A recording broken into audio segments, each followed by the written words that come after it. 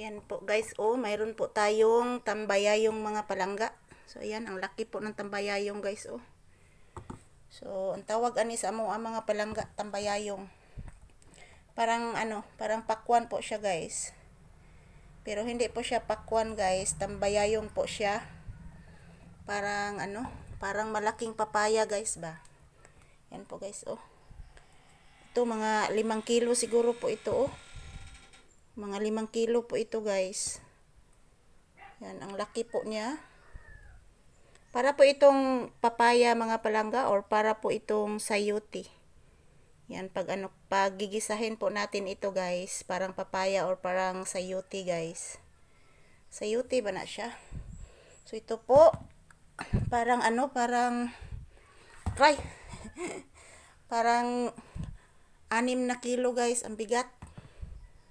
Parang 6 na kilo po ito, oh.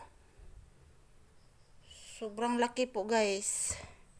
6 na kilo. Then ito po siya, parang 2 kilo lang po ito, oh. Yan, ang laki po din. Parang 2 kilo po ito guys. So marami na po itong maluluto mga palangga. Yan, oh. Marami na po itong maluluto at ito din parang 2 kilo din mga palangga. Parang mga 2 kilo. So sobrang laki po guys. So masarap po ito guys, lagyan ng karne. Lagyan ng karne at sardinas. Yan, dito wala pong karne dito sa bukid guys.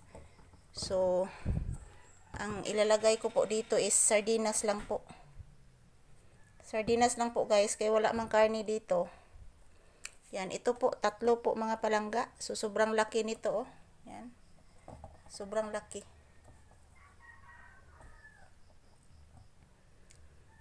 Iwan ko po kung anong pangalan dyan sa inyong lugar nito. Basta sa amo adiri guys is tambayayong ni siya guys. Yan.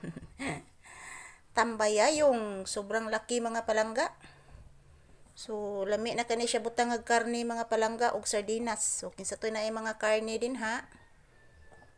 Na ay sardinas. So pwede na kainin ninyo ko anon guys. Grabe dako ah. Pati pa kani siya guwang na guys. Mura na siya guwang, oh. Yan, 3 po ito mga palangga. 3 peraso. Yan, lulutuin ko ito mamaya guys. At ang ilalagay ko po dito is sardinas lang po. Sardinas lang po mga palangga. Ayan. So, ulam na ni mga palangga. Ulam sa mga pobre.